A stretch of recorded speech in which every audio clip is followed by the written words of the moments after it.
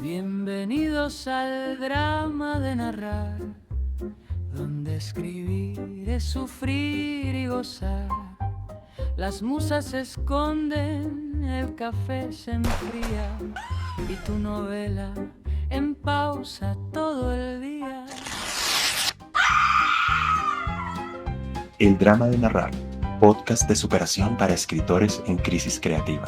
Este es un proyecto producido por la Residencia Anual de Dramaturgia, conducido por Pedro Miguel Rosso y con la asistencia de producción de Nicole Gómez.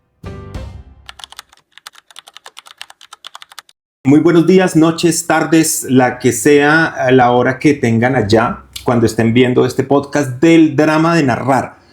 Seguimos entrevistando escritores, escritoras o creadores que estén conectados con este oficio de la escritura. Y hoy tenemos una invitada muy especial, Alejandra Chamorro. Muy bienvenida al drama de narrar. Qué Gracias. rico poderla tener acá. Gracias. Bueno, actriz, improvisadora y dramaturga. Me atrevería a decir joven dramaturga. Sí, no, es así, súper joven. Y creo que una de las razones que me llamaba mucho la atención de invitarla acá era justamente eso, o sea, que empezar a hacer como un rastreo de en dónde están esas voces jóvenes que están empezando a sacar dramaturgia que está generando como un impacto fuerte en el medio y que están dando mucho de qué hablar porque están como arriesgándose a temáticas distintas, a lenguajes diferentes, como creo que lo está haciendo Alejandra desde esta obra tan linda que pude ver en el Delia, Goodbye, que es una de las obras pues, que ha tenido como gran acogida acá en Bogotá y en el país, ¿cierto? Sí, Goodbye ha sido un regalo para mí como artista porque yo llevo unos años interpretando textos de otras personas y siempre he sido muy feliz, pero siempre hay una parte de mí que decía como, ay, yo lo diría así, ay, yo cambiaría esto, ay, yo quisiera hacer otra cosa. Entonces, Goodbye es poder hacer como la mezcla de actuar, que me encanta, que es mi primer sueño, con actuar lo que quiero, ¿no? Poder ser como auténtico en escena y decir, yo pienso así, esta es mi propuesta de realidad. Pero hay una cosa que me pareció particular de ese proceso y es que usted es la dramaturga, usted es la actriz, pero consiguió un director. Ajá, sí. ¿Por qué eso? Digo, porque con Adriana Romero, otra de nuestras invitadas, hablábamos de que uno se volvía dramaturgo casi que uno se volvía director casi que para defender al dramaturgo, para decir, para que nadie me vaya a interpretar el texto de una manera que no quiero, pues lo hago yo, pero este no fue su caso. No, y mira que a mí no me interesa la dirección para nada. O sea, yo espero que algún día eso cambie porque me parece chévere aprender más cosas y experimentarse a través de otras artes, pero en este momento no me interesa para nada. O sea, me interesa más, no sé, escucharme el canal del Congreso. O sea, no me interesa para nada. Es como un universo que no quiero tocar y entonces no tengo problema con que alguien dirija mi texto y cambie cosas, porque yo creo en la dramaturgia colectiva. O sea, Okay. Creo que uno hace una propuesta y yo siempre trato de escribir con muchos puntos suspensivos para que en esos espacios entre el director, el actor, el diseñador de iluminación, el de sonido, como que me gusta que todo el mundo pueda como coescribir un poco la pieza, entonces no tengo apego. O sea, cambiamos muchas cosas de las que escribí cuando la montamos, sobre todo yo como actriz. Uh-huh. Yo decía que escribí esto tan malo, yo lo iba cambiando porque soy actriz de Goodbye y no me importa, no tengo nada de apego con el texto. Eso me imagino que tiene también que ver un poco con su formación en impro, ¿cierto? Sí, tiene que ver. Tiene que ver con la impro y tiene que ver con mi filosofía de vida, como en permitir que la creación esté siempre viva y que si hay que cambiar algo, que se cambie. Aún hoy, después de funciones de Goodbye, nosotros hacemos cambios dramatúrgicos de dirección cuando sentimos que no funciona más algo o cuando por X o Y surge algo nuevo, lo metemos. O sea, me encanta que las obras siempre estén vivas y que puedan cambiar. Sí, es que creo que hay como dos relaciones del texto con la escena. Una relación que es la obligación de la escena es traducir lo que el texto quiere decir y amplificarlo. Y la otra, que era otra que me daba también un amigo dramaturgo, es el texto es un material de trabajo que entra a dialogar en horizontalidad con los otros lenguajes, o sea, en horizontalidad con el actor, con la luz, con el director, pero él decía, no, pues lo que él me decía es, hay que romper un poco la dictadura del texto, porque entonces hay como una cosa de que el texto es el rey, y todos los demás se someten como un séquito a lo que el texto imponga. Y lo que decía mi amigo es no, el texto está en una relación completamente horizontal con los demás elementos de la puesta y le toca dialogar y le toca transformarse. Entonces el texto es material de trabajo. ¿Usted lo ve más por esa segunda vía o por la primera?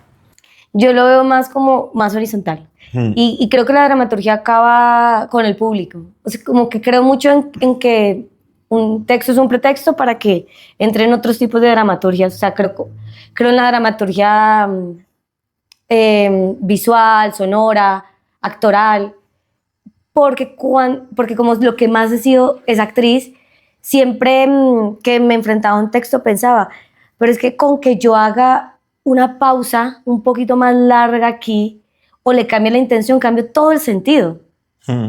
Y creo en eso. Creo en que las cosas pueden seguir creciendo y cambiando independiente de lo que diga el texto. Entonces no tengo mucho apego con el texto, por eso no me interesa ser directora ni dirigir por ahora.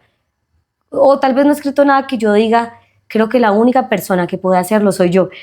Tal vez no he llegado a un texto así, por eso he estado desapegada. Por ahora me encanta que otra persona lo manosee, digamos. Pero ahí creo que hay una paradoja porque yo cuando vi Goodbye sí sentía que de todas maneras había una partitura muy precisa y siento que tenía muchos elementos de clown dentro de toda esta situación tan dramática y tan dura que les está pasando a los personajes. Sí había unos momentos de suspensión que uno decía, esto lo hace un actor que tiene mucha experiencia en impro o en clown porque se nota que conoce el tempo de la escena muy bien. O sea, se nota que acá tiene que hacer la pausa porque la pausa hace el humor, por ejemplo. O sea, hay un comentario y de pronto una pausa y la mirada se voltea un poquito y ahí ya aparece el humor, pero además es súper efectivo. O sea, yo siento que conecta al público inmediatamente. O sea, digo, no es... Hay unas obras que necesitan como un poquito un cortejo un poquito más complejo con el público, pero yo siento que esta en particular es muy efectiva en la relación con el público porque sí siento que hay una matemática un poco en la partitura del humor, de cómo se está manejando el humor y de hasta dónde lo lleva uno, pero no sé si usted lo hizo a propósito. Estaba pensando en el personaje suyo, ¿cómo se llama? Viviana. El de Viviana, que es un personaje que, bueno, a mí me pareció de una ternura impresionante porque lograba llevarlo a uno como muy por el drama y de pronto se volvía chistoso y entraba uno como en un universo de comedia y de un momento a otro otra vez el registro volvía y cambiaba y entraba otra vez en el drama. O sea, siento que uno de los puntos fuertes que tiene Goodbye es esa relación con el dramedy. O sea, cómo poder contar la tragedia a través del humor y el humor a través de la tragedia y cómo pone las dos cosas a dialogar. Ahí creo que hay una partitura. ¿O usted siente que es una partitura que va surgiendo y que después cuando surgió pues la agarraron, pero era intencional, mejor dicho? Ay, qué pregunta tan difícil. O sea, yo quisiera decir para quedar bien que fue intencional. No, pero acá no vamos a quedar todo bien. está fríamente calculado. No, mira, o sea, te digo la verdad, yo creo que tiene mucho que ver con el director. Con ese tercer ojo que según él decía, esto funciona, regístrenlo. Pero para él decir, regístrenlo, queda como marca, se demoraba mucho porque él nos dejaba explorar y explorar y explorar y casi que ya las últimas 2 semanas empezó a decir, ya marquemos y esto sí va a ser. O sea, entonces tuvimos un proceso de mucha exploración, muy espontáneo, donde cada ensayo que era una obra distinta, yo iba cambiando de personaje, una vez lo hacía costeño, otra vez tal, y él nunca decía, no, pero ¿por qué estás cambiando? Él dejaba como flow creativo, como este primer momento de exploración, que es muy raro dentro del montaje, porque cuando uno ya está montando y tiene un deadline, nosotros teníamos 2 o 3 meses para presentarla, pues uno no se arriesga a explorar tanto. Uno dice, bueno, ya está el texto, nos gusta a todos, empecemos a explorar una semanita, 2 semanitas y ya fijemos. No, aquí fijamos como las últimas semanas. Fue como algo al revés. Y Entonces creo que esas decisiones de aquí pausa, aquí tan, creo que están más marcadas desde la dirección que desde el texto. Creo yo, o sea, no sé si me estoy saboteando y yo fui la que las marqué y no me di cuenta, pero si lo hice yo, fue un accidente. Yo no lo decidí. Pero cuando usted escribe el texto, ¿usted estaba pensando en una comedia, estaba pensando en un drama, estaba pensando en una tragedia? ¿Y después en qué se le convirtió? Yo estaba pensando en un absurdo. O sea, pero sí con humor. Sí, pues, o sea, sí. Lo que pasa es que no se sabía es que esta obra fue un cortometraje que fracasó. Porque nunca nadie lo premió. Nosotros lo pasamos a muchas convocatorias como cortometraje. Obviamente era una historia parecida, pero no esta, pues porque la obra dura 1 hora y media, el cortometraje duraba 15, pues obviamente era una síntesis de Goodbye. Yo no tenía ni nombre en ese cortometraje, yo me llamaba secretaria y punto. Pero nosotros lo intentamos como corto y no pasamos ninguna convocatoria, siempre quedábamos como van a dar 3 premios, de cuartos quedamos. Van a dar 1, de segundo quedábamos. Como siempre así, como con esa sospecha de aquí hay algo, pero no es suficiente. Entonces nos cansamos de pasar constantemente convocatorias y se cayó el proyecto. Y como a los 2 años, yo decidí escribirlo y dije, pues la única forma en la que lo puedo hacer sin estar pensando si me van a dar plata o no es teatralmente. Entonces ahí fue que lo extendí 1 hora y media. Pero eso ya había nacido de alguna manera como un corto. Un corto sobre, o sea, si usted le dijeran cuál es el tema. Para mí el tema es la libertad. Y es el tema de la libertad porque la historia es sobre una clínica de suicidio donde un hombre que tiene depresión va y pide que le practiquen un suicidio asistido. Le piden muchos papeles, pero pues al final lo logra. Ya, spoiler. No me vean la obra, no hay que verse la obra. Después de ver la obra, vean este podcast, ¿no? Antes. Y lo logra. ¿Y qué pasa? Que yo escribí esta situación porque mi mejor amigo quería una clínica así, no quería vivir más y quería morirse, pero me decía, pues es muy doloroso. No sé cómo hacerlo porque me da vergüenza, me da miedo. No hay suicidio digno. Y yo, sí, tenés razón. Entonces pensé en este lugar, yo dije, me aterra solo imaginar que me despido de él y que le permito irse. Pero es mi decisión de amarlo en libertad, aunque sea en el teatro, porque uno dice, bueno, igual no se estaba muriendo de verdad, pero lo amo tanto que solamente en la posibilidad de darle ese regalo en el teatro, yo decía, no, igual, ¿qué tal que lo esté manifestando? Y que lo esté induciendo a eso, y que él diga, esto me gustó, lo voy a hacer. De todas formas, para mí era muy difícil, entonces digo que el tema es la libertad, porque es como, te amo libremente. No, o sea, no quieres estar acá, te amo con esa decisión.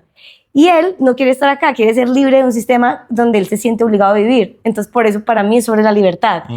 Pero para mí, o sea, realmente, como yo creo que la obra termina con el público, lo que para cada persona haya sido Goodbye es correcto. Claro. Está bien. Pero sí arranca a escribir usted desde un ámbito muy vivencial. Sí, entonces viene del regalo. Fue como, es una carta amor, ya. No quiero hacer nada raro con el teatro, no quiero romperla. Quiero que hagamos 3 funciones, nos abracemos llorando, le diga ya, estás más tranquilo y ya. O sea, no tenía ninguna pretensión, no pretendía hacer nada.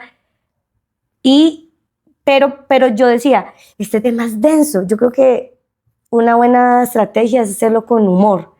De pronto así la gente no va a sentirse tan tensa. Y por eso cuando lo escribía pensaba todo el tiempo como en la comedia.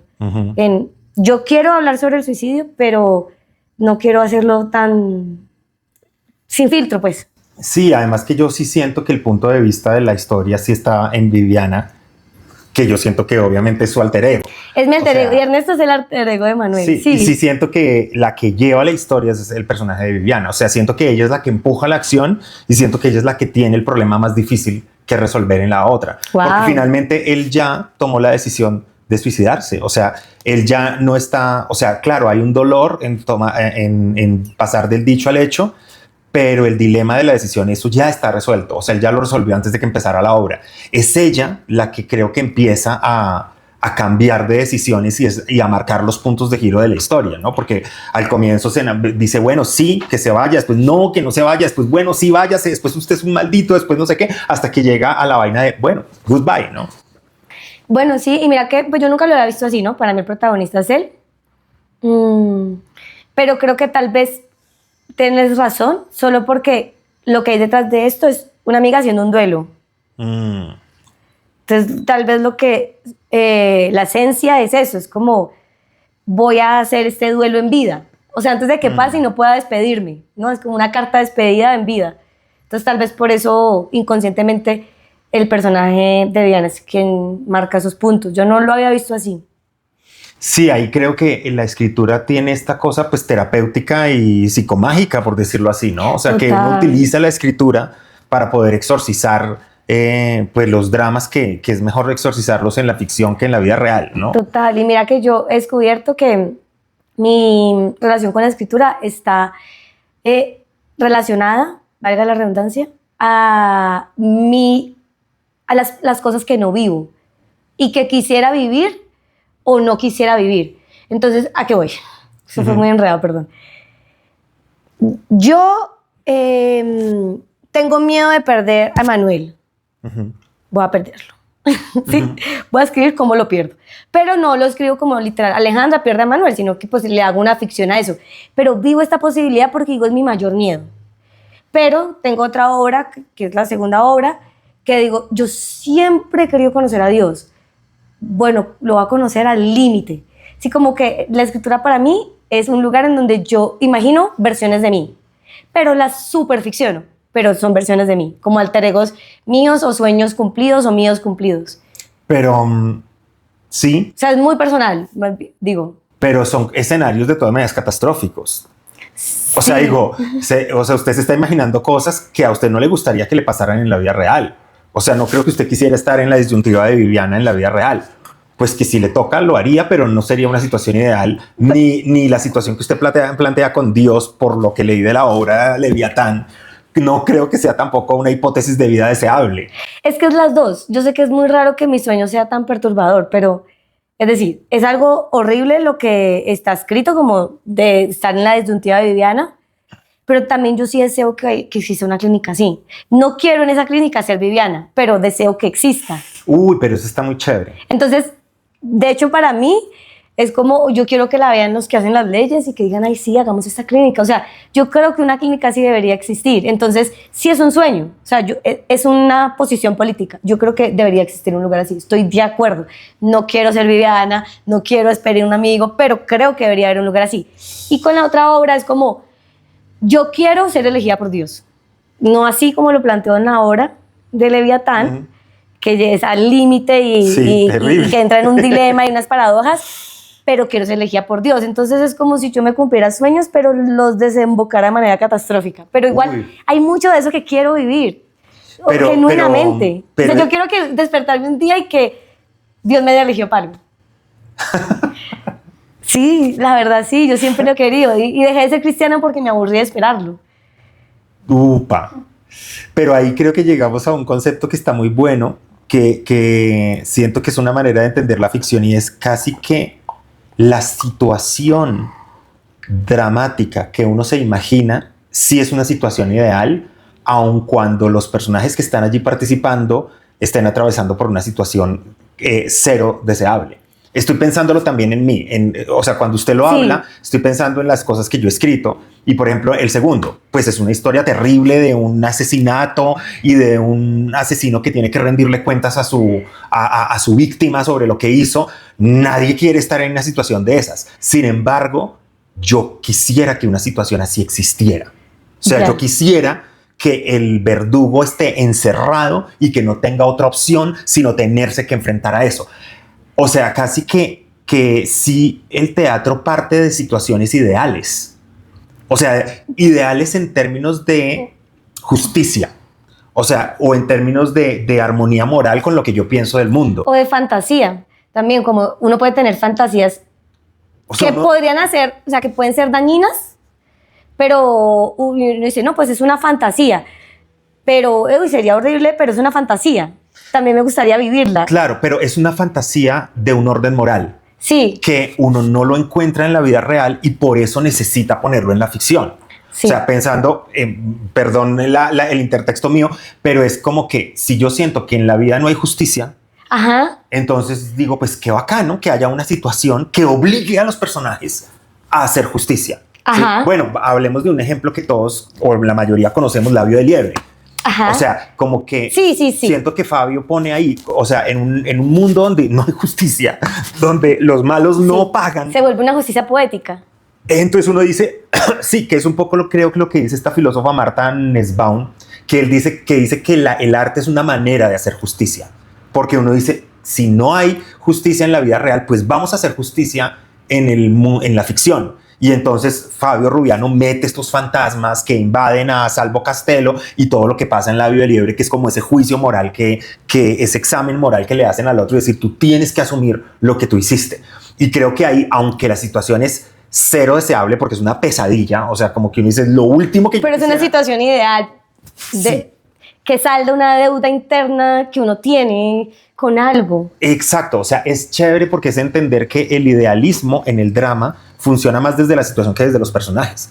O sea, no es que uno quiera vivir esa situación del personaje, pero que uno sí quisiera que esa situación existiera. Usted quisiera que existiera la clínica, sí, yo quiero que clínica. exista. No quiere estar ni en un lado ni en el otro, me imagino. No quiere decir, estoy tan desencantada de la vida que me quiero morir, ni quiero ser la persona que se enamore del que se quiere morir y que quiere salvarlo, ninguna de las dos, pero sí quisiera que existiera esa posibilidad.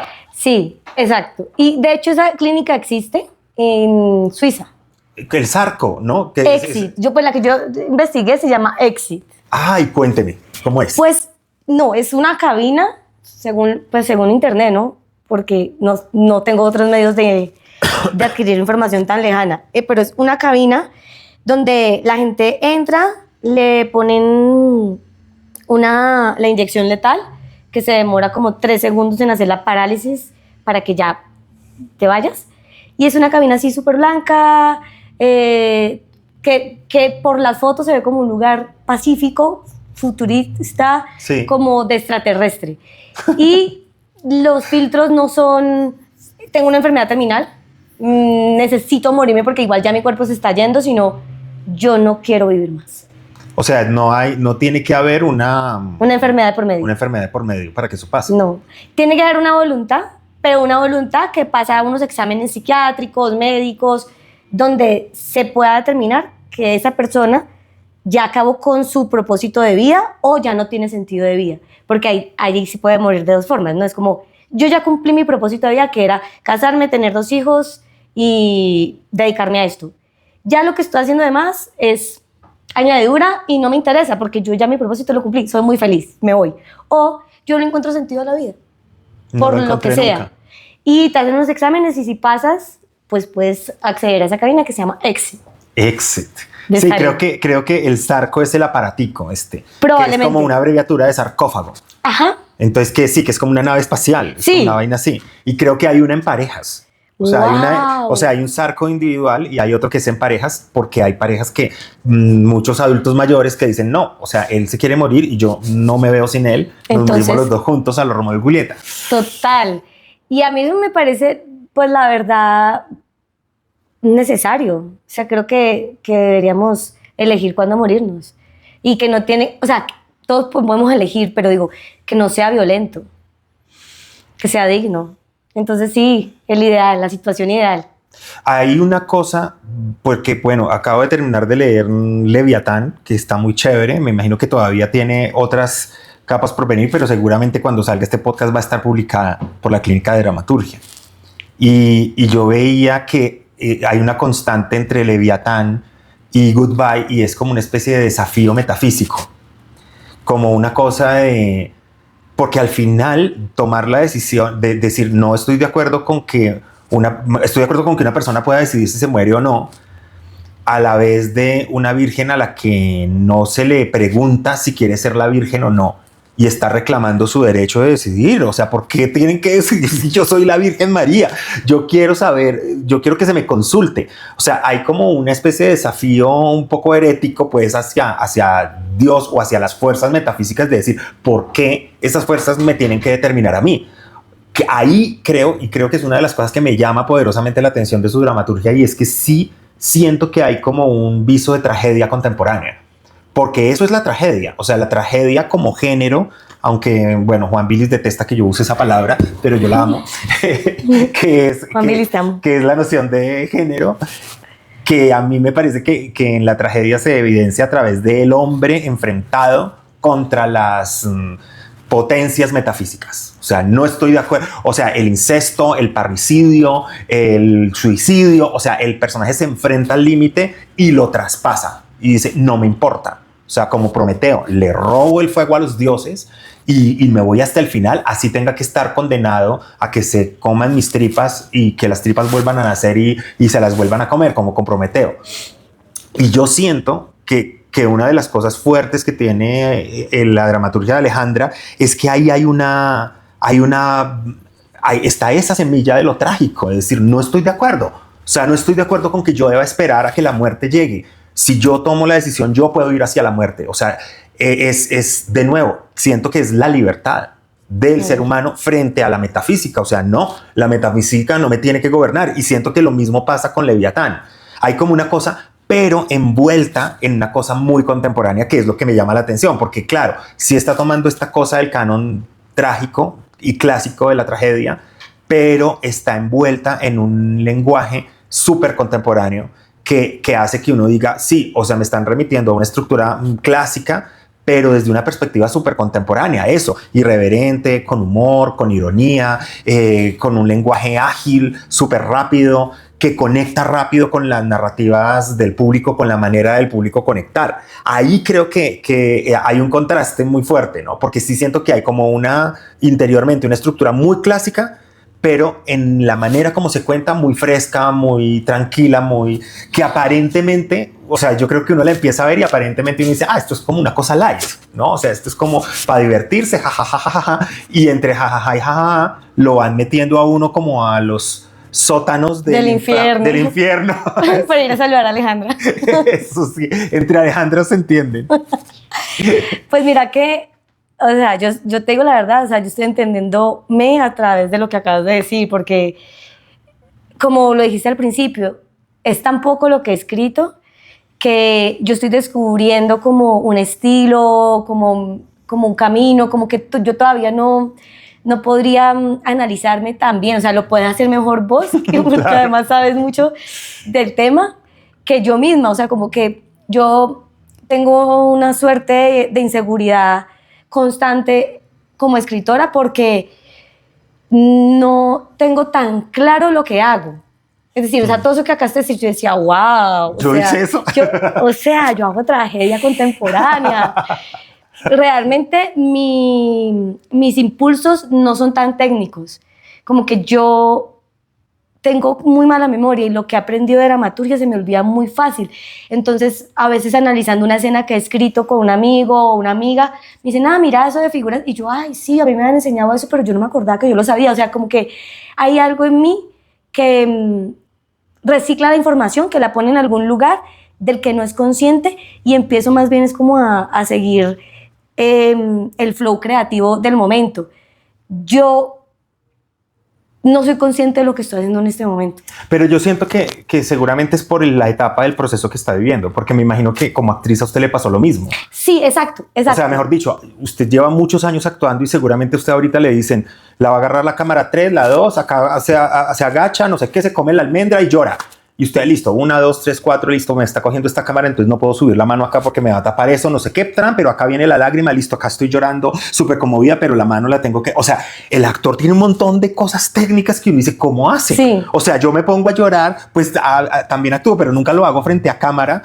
Y entonces uno dice, ¿cómo hago para acordarme? O sea, que tengo que subir la mano y que no sé qué. Ya cuando usted tiene el oficio, usted fluye, o sea, y va normal y eso no es un obstáculo de decir, ¿y cómo voy a hacer para emocionarme sin salirme de la cámara? No, o sea, eso ya usted dice, listo, ya entendí, Y siento que lo mismo va a ir pasando con la escritura. Sí, o sea, yo estoy de acuerdo. Yo creo que cada vez más voy a poder hacer podcasts mejor hablados. De dramaturgia. Pero en este momento la verdad es que sí, una segunda obra me está mostrando patrón, porque como estaba Goodbye, con la segunda empezó a ver los patrones. Y la segunda que además todavía está solo en primera versión. Entonces con eso que decías de oponerse el orden establecido o cómo deberían ser las cosas, digo, ay, ve, sí, o sea, yo estoy reconociendo mis patrones y mis tendencias creativas y dramatúrgicas con lo que estás diciendo, pero todavía así como que no tengo obra para verme tan bien. Sí, sí, sí. Lo único que puedo decir es que creo mucho en el error, es decir, en el ensayo, en el error. Entonces, yo no tengo miedo de escribir y de borrar. Y Nicole sabe que, por ejemplo, la obra Leviatán, Nicole está atrás de cámara. Hola. Ay, ¿escucharon la voz? Porque Nicole hace parte de la clínica de dramaturgia, tiene un texto muy, muy lindo también. Y ella sabe que esto empezó como un monólogo, que tenía otro nombre, que habían otros personajes, y yo todo eso lo borré, porque realmente luego no me servía. Y así hago todo el tiempo, escribo escenas que borro, pero escribirlas me permite entender por dónde no ir. Como que si yo tuviera una técnica, digamos que sería la técnica de la improvisación en la escritura, y es, yo escribo muchas cosas para entender todos los caminos que no quiero coger. Y esos errores me van señalando por default el camino que va necesitando la obra. Pero eso es una especie de ensayo de error, no es realmente una técnica. Sí, es más como vamos viendo todo lo que no puede ser y ahí entiendo lo que sí puede ser. ¿Me hago entender? Bueno, y ya que estamos hablando del proceso de trabajo, cuando usted arranca, ¿usted ya sabe cuál es la historia? ¿O qué es lo que usted sabe cuando se va a sentar a escribir? ¿Y qué es lo que no sabe? Yo sé la premisa. Como en Goodbye, dije, una clínica donde la gente pueda ir a morirse sin estar enferma de nada, terminal. Ocupé la premisa, ¿no? Sí. No, pues hay miles de escenas que ya borré, pero sé la premisa. Como la línea de lo que trata la historia. En Leviatán yo dije, una mujer que queda embarazada de Dios, pero no quiere tenerlo. Y busca quien le haga un aborto. Sí, yo tengo premisas, pero no más. Eso es lo que sé. ¿El final lo sabe o no? No, metí así. O sea, en Goodbye, Sí. de entrada usted decía, el man se va a matar. No, sí, en Goodbye yo dije, no, pues esto lo escriba Manuel. No lo va a decir al final. No tanto. No, dije, pero dije, sí. estaba la posibilidad de que él decidiera no morirse. Está la posibilidad, pero no, para mí, yo sabía, no, pues el final es que él lo logra, pero voy a hacer todos los obstáculos para que lo logre. Y en Leviatán, pues un poco es como, ella no va a tener ese bebé. Voy a hacer todos los obstáculos para que lo tenga que tener y luego no lo tenga. Ah, pero mire que ahí sí hay un elemento muy técnico. O sea, usted está partiendo de un conflicto dramático. Tesis, antítesis. Tengo un objetivo, acá hay un obstáculo. No sí, sé claro. Qué. O sea, digo, está planeado. Pero yo sí creo que tiene mucho que ver con esa técnica de la impro, porque la impro trabaja un poquito desde ahí, ¿o no? Hábleme un poquito de la impro, porque yo de eso sí sé muy poquito, pero yo estoy seguro que hay elementos de la impro que empiezan a construir técnicamente eso, así sea de una manera intuitiva. Yo creo que mi vida es antes y después de la improvisación. Porque cuando llegó la improvisación a mí, yo era una actriz metódica que si, por ejemplo, el texto no decía que tenía que decir algo, yo no lo decía. Y si alguien no me daba el pie, yo no respondía el texto. O sea, se me cambian te toque, yo sí, pero no me dijiste tu pie. O sea, así aburrida. Yo creo que yo sería así. Como, no, pero no has dicho pie. Y yo no puedo hablar hasta que no digas pie. Sí, Ya, como una cosa psicorrígida, hermética.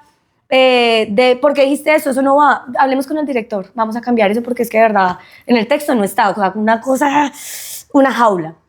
Y cuando llegó la improvisación, me abrieron la jaula y me dijeron, ve. Y yo, ¿pero a dónde? A donde quieras, porque la improvisación, nadie te dice qué decir, qué hacer, cómo hacerlo. Entonces, uno en la improvisación tiene una mente trifásica. Ok. Entonces tenés que actuar, que escribir y que dirigir. Al tiempo. Entonces se vuelve un proceso muy vertiginoso, creativo, en donde obviamente la mayoría de improvisaciones son básicamente mierda, porque pues no hay control. Sí. Pero dentro de todo eso que puede ser mierda, la mayoría, hay algo que es wow. Nunca lo hubiera dicho porque nunca tendría la oportunidad de tirar a ver qué pasaba. Pero a la vez la impro es muy técnica, ¿o no? Sí, pero estoy hablando como el espíritu de cuando uno está en el espacio vacío y uno dice, aquí hay una puerta, la acabo de abrir. Y acabo de decir que hay una puerta. Y si hay una puerta, alguien entró. O sea, alguien tocó. O yo estoy entrando. Entonces son un montón de decisiones que uno tiene que tomar. La impro te lleva a tomar decisiones. Ok. Y no hay nadie que las tome por vos. Entonces, cuando yo empezaba a improvisar, obviamente hay una técnica, hay que la plataforma, que marcar los espacios, la imaginación del lugar vacío, bueno, tiene un montón de cosas. De hecho, la gente cuando empieza a estudiar dice, pero yo pensé que esto era como venir a jugar. Es que sí, pero el juego está lleno de reglas. Claro, si no puede verdad, ser juego. Pero es un juego. Y yo hacía shows y a mí me decían, esa historia, wow, me encantó. Yo sí, ¿por qué? Entonces empezaba a entender que yo tenía como unas intuiciones dramatúrgicas. Me decía, sí, esa decisión que tomó o eso que hizo. Y yo, sí, chévere. Y entonces empezaba a sentir que había una intuición dramatúrgica per se en mí, que no sabía por qué. Y dije, pues voy a alinearlo, porque en la impro se muere aquí. O sea, si esto fue una buena historia, ya nadie más la va a volver a ver. No se puede repetir, porque además casi que es ético en la impro no repetir. O sea, como que uno dice, por ética no repito nada que ya haya improvisado. Entonces imagínate que todas tus grandes ideas estén en un basurero imaginario en donde por ética no puedes utilizarlas en otra impro. Porque si alguien ya te la vio y dice, pero repetiste, no fue improvisado. Entonces yo decía, no, voy a utilizar cosas que he descubierto en el presente y voy a darles forma. Y ahí fue como que empieza la escritura. Casi que es como encontrar el poder en la incertidumbre. O sea, el poder de la incertidumbre, el poder que tiene de verdad no saber. Sí, me encanta esa frase que acabas de decir.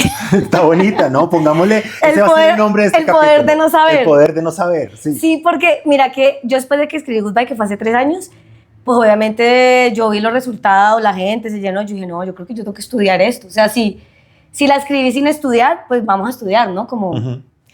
Y estudiando, yo dije, uy, no está re mal escrita, pero digo como técnicamente, Goodbye, yo decía, no, está re mal. No, y aquí no hay algo que pase en la mitad de la obra que cambie para siempre, y el clima es... O sea, como que yo empezaba a ver cosas técnicas que no estaban y cosas técnicas que estaban y que yo no sabía que estaban.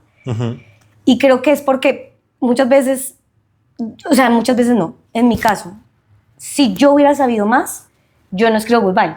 De acuerdo. Creo que no saber me permitía avanzar a la siguiente página sin pensar en la técnica, sino en, no, aquí tienen que hacer otra cita. Y, o sea, yo ya técnicamente diría, otra cita, pero, y entonces, sí, como que yo ya diría, ¿y eso para qué? Si puedes quitar la escena, no, entonces no la necesitas. Y yo estoy llena de un poco de formalismos de escritura, pero en ese momento para mí era, ¡ay, qué risa eso! ¡Ay, no! Entonces aquí una carta era como un juego. Entonces, si yo hubiera sabido más, no la escribo. Sin embargo, intuitivamente hice unas cosas técnicas que están bien y que funcionan.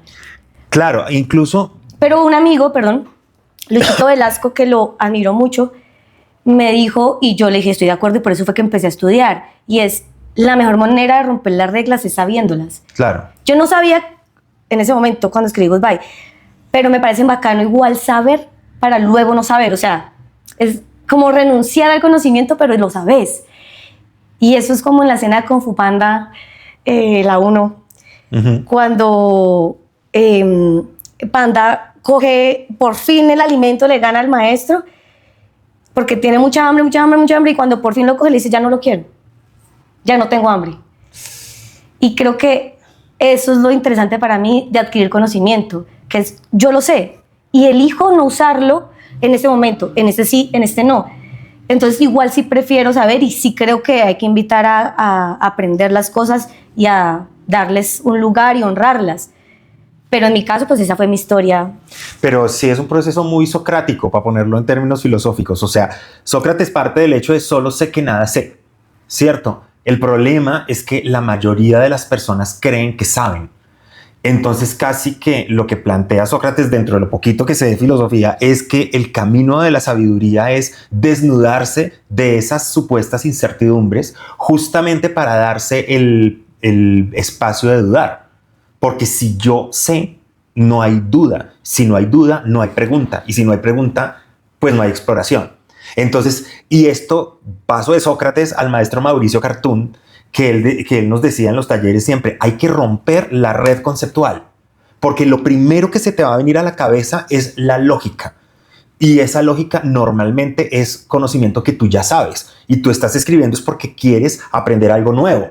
Porque si tú vas a escribir para repetir lo que ya te sabes, entonces tú tienes que estar peleando siempre con la red conceptual que no te deja ver ¿qué es lo que hay de nuevo ahí? Entonces, por eso él siempre decía, hay que romper el pensamiento lógico para entrar en el pensamiento paradójico. Y todos los ejercicios que él nos hacía en sus talleres era cómo potenciar la paradoja. ¿Dónde está la paradoja? Entonces, hay un café, hay un pocillo que tiene café. ¿Y por qué tiene café? ¿Porque es un pocillo? O sea, en tu red conceptual todos los pocillos tienen que tener café. ¿Y qué tal que a este personaje le gusta echarle jugo de guayaba, pero le gusta servírselo en una taza de porcelana? ¿Por qué? No sé, no sabemos, averigüemos. ¿Por qué será que le gusta y no le gusta tomarse el jugo de guayaba en un vaso, sino en un pocillo de café? Entonces vemos un personaje que está cogiendo este pocillo de café, pero no es café, sino jugo de guayaba, y cuando se lo toma acá me queda el bigote, y usted me está mirando y usted está diciendo, ¿y él por qué tiene ese bigote de jugo de guayaba? Y genera pregunta, inquietud, expectativa, como que la gente se engancha. O sea que, mejor dicho, casi que escribir es más la posibilidad de plantearse preguntas que de plantearse respuestas. Para mí sí. Y creo que algo que me ha regalado la impro es el perder el miedo. No, uno no pierde el miedo. El aprender a equivocarse con miedo. Uh-huh. Y es que, por ejemplo, en una impro, a mí me dicen, ¿no estás nervioso? Y yo, claro, y no tengo ni puta idea qué va a pasar. Yo tengo miedo, pero lo hago con miedo. Es lo que te enseña la impro es hacerlo, con miedo. La gente piensa que es que uno ya no tiene miedo. Yo, claro, ¿cómo no va a tener miedo si no sé qué va a pasar esta noche en el show?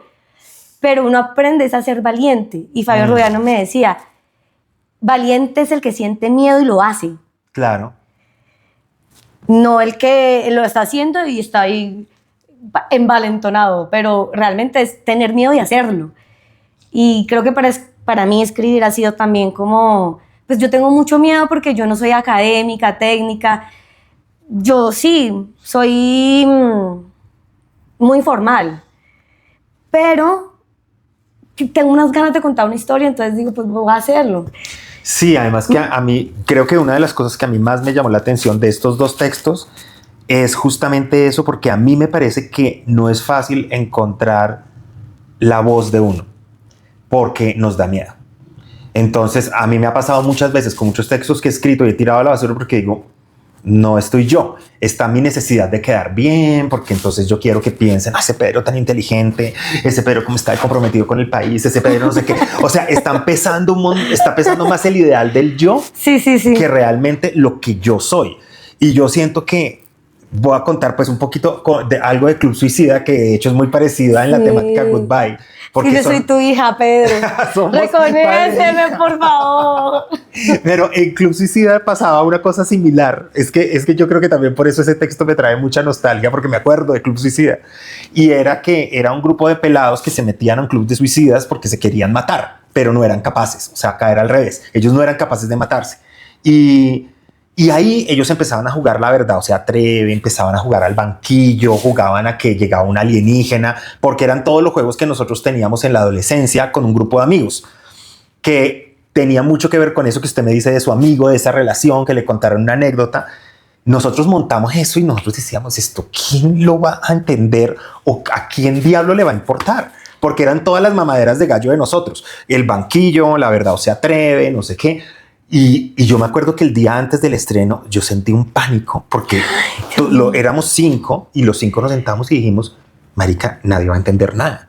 O sea, ¿esto qué es esta mierda? Yo te entiendo, a mí me pasa igual. O sea, ¿esto qué es? No sé qué. Pero ya que, o sea, estamos a la víspera del estreno, ya que hagámosle. Que sea un suicidio de obra, Pero yo siento que lo que le dio a Club Suicida ese lugar con el público, que siento que es lo que pasa con Goodbye, es que justamente había mucha valentía a la hora de decir muchas cosas que incluso al sol de hoy siento que de pronto no tengo. Porque antes a mí me importaba un carajo si se dieron cuenta de que yo me intenté suicidar y que no sé qué, no sé. Ahorita uno dice, uy, no, pucha, ¿qué tal que la gente se dé cuenta? La imagen. Pero a los 21 años, ¿eso qué importa? Entonces, ¿eso qué hace? Eso me parece que le da a la dramaturgia una fuerza muy tremenda y la voz sale de una manera muy fuerte. Y siento que, de hecho, es uno de mis dramas de narrar ahorita, es dónde está mi voz, porque yo no puedo dejar que mi red conceptual termine intelectualizando la escritura, ¿sí? Y ahí es donde creo que está... Pero a la vez es esa red conceptual la que te permite diseñar y llevar la obra adelante. Claro. Es que Es como es una paradoja. Es por cogerla y soltarla, cogerla y soltarla. O sea, agarro este artefacto, ya sé cómo se usa, listo, lo suelto. Y tengo que llegar a otro y tengo que enfrentarme otra vez a ese vértigo que yo siento que es tan difícil en la creación, porque muchas veces cuando uno ya empieza a conocer la carrera de alguien, uno dice, acá te estás repitiendo, acá estás haciendo esto, porque uno mismo se empieza a volver mañoso. Y me imagino que a los actores también les pasa, que de pronto encontraron un gesto y ese gesto les funciona y después uno les ve el otro personaje y dice, ya te agarraste de ahí, te casaste y se nota. Y en el verdadero artista uno se da cuenta que él siempre se lleva al borde. Por eso siento que siempre sí tiene que haber ese drama, ese miedo, ese vértigo siempre a la hora de lanzarse. Pues mira que yo, por ejemplo, en el 2023 escribí Goodbye y estamos en el 2025. Y yo me demoré 2 años en otra obra porque yo me escuchaba en el 2024 y a principios de 2025 la próxima obra tiene que ser mejor porque yo ya escribí Goodbye. Sí. O sea, yo no estoy diciendo que Goodbye sea una genialidad, lo que digo es que pero Goodbye sí funciona. funciona. Que funciona. Muy funciona. Bien. O sea, yo he hecho mucho teatro y yo sé lo que funciona y lo que no funciona. Sí. Y Goodbye funciona.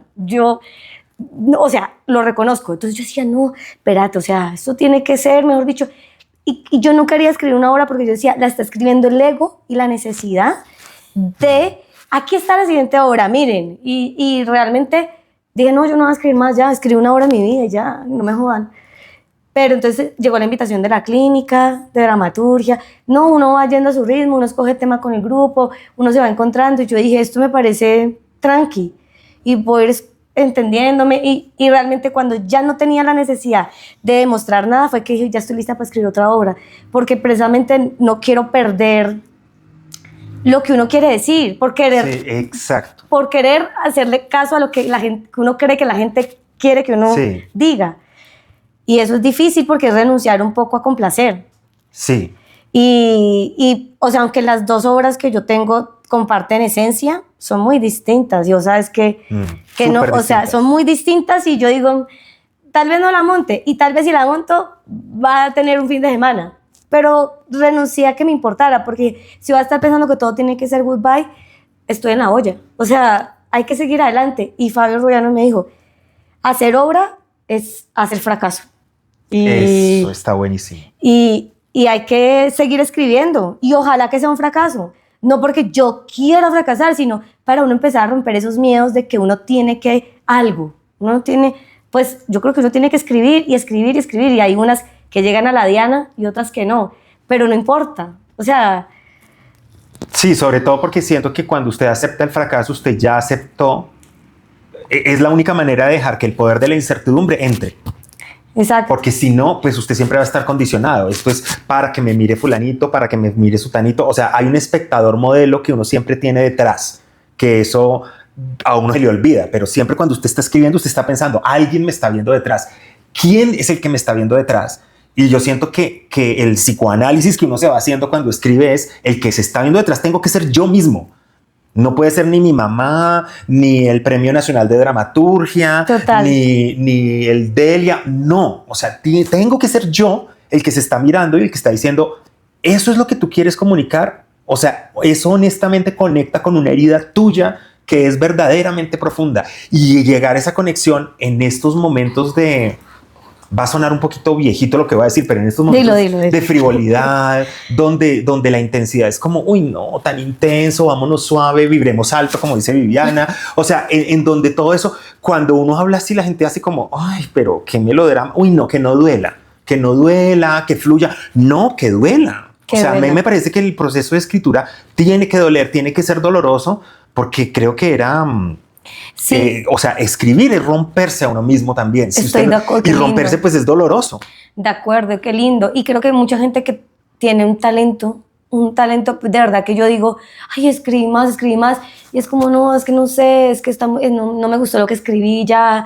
Y entonces no avanzan porque están con ese espectador atrás, juzgando y no abrazando, pues que pueden haber escenas que no te gusten, pero que igual hace parte de tu proceso de romperse, de decir, pues si lo escribí así es porque también es lo que hay, y si esto es lo que hay hoy, ¿por qué dejar de hacerlo porque hoy no hay lo que mi expectativa? ¿Sí? ¿Me hago entender? Sí. hay que caminar sobre las ruinas de uno mismo. Otra frase. Ay, Dios mío, es que tú eres increíble. Pero te lo entonces, digo. No, pero estoy de ahora, acuerdo. pensando, ¿cuáles creen que son las próximas ruinas que le toca a usted pisar? O sea, digo, ya pensemos un poquito en el futuro, 2026, para usted, ¿qué cree o qué intuye que viene? Yo creo que viene más escritura y creo que viene un proyecto audiovisual, pero no, o sea, no tengo ni siquiera una pista de que eso va a pasar, ¿no? Digo, intuyo que viene un proyecto En audiovisual. términos de escritura. Sí, Ajá. como quisiera escribir una película, y lo quisiera hacer audiovisual porque me parece bacano explorar más formatos, no me quisiera quedar solo con el teatro. Y tuve la oportunidad de explorar el año pasado el formato audiovisual y un poquito, y también me ha gustado mucho. Y lo que me parece muy interesante del formato audiovisual es que más gente lo puede ver al tiempo. Entonces, de alguna manera, cuando uno lo monta, pues sí es más fácil de circularlo. El teatro igual es un acto de fe. O sea, yo no sé uno ni por qué lo hace. O sea, sentido no tiene. Ni siquiera llenando el teatro. O sea, si uno hace las cuentas en tiempo, en dinero, ni siquiera llenando el teatro tiene sentido. O sea, no te da. De verdad, uno lo hace por amor. O sea, no tiene un sentido capitalista, más bien. Digo. Exacto. Sí tiene sentido, pero no capitalista. Y pues en un mundo que te exige tanto, es raro que uno elija a conciencia quedarse en un lugar tan incómodo y sin retribuciones tangibles, ¿no? Que de verdad es más por amor. Entonces, quiero el formato audiovisual porque también me parece bacano equilibrar y balancear un poquito esa energía de poder probar qué significa la historia a nivel visual y de planos, no solamente desde el plano que tiene el teatro, que es uno, sino ver más planos, porque eso también es una narrativa y eso va cambiando la historia. Y quisiera explorar eso. Creo que viene eso, como una exploración audiovisual, pero igual, de autor. Sí. Sí, o sea, de los mismos creadores o sea, sí, de autor, nada hegemónico, nada comercial, pero quisiera explorarlo audiovisual. No, pues felicitaciones, Alejandra, porque sí me parece súper importante este tipo de relaciones con la escritura que no están condicionadas. O sea, como que están dispuestas a que triunfen o a que fracasen o a que no sé qué. Siento que hacen mucha falta esas voces así, esas voces de que estoy escribiendo no porque me convenga, no porque necesito, sino porque hay algo de mí que tiene que salir, y yo siento que las verdaderas voces autorales empiezan a salir de ahí. Entonces qué bueno encontrarse con una voz refrescante que está empezando a mostrar tan rápidamente estos frutos. Muchísimas gracias por estar acá en el Drama de Narrar. A ti, Pedro, la verdad es que yo te admiro mucho y para mí es un placer poder estar hablando contigo de dramaturgia. Es un honor. Gracias por todo lo que has hecho, por este espacio, por este podcast, por ser tan generoso, tan humilde, tan sabio. Realmente a mí la vida me cambió un poquito cuando vi Cadáver Exquisito, y es una obra de Pedro. Comercial. Porque yo dije, bueno, o sea, para mí tú siempre has tenido una dramaturgia muy contemporánea, y yo decía, tantas capas, ¿cómo es posible? ¿Qué es esta cabeza? Y realmente yo creo que tú eres una joya para la ciudad artística, y yo te valoro mucho, y pues prefiero decirlo públicamente. Ya lo dijo, muchas gracias. ¿Qué? Porque uno me ve en privado, ¿para qué no? Bueno, ya me va a hacer poner rojo y todo. Eres increíble. Gracias. Pronto vendrán más capítulos y seguimos por acá. ¡Eh!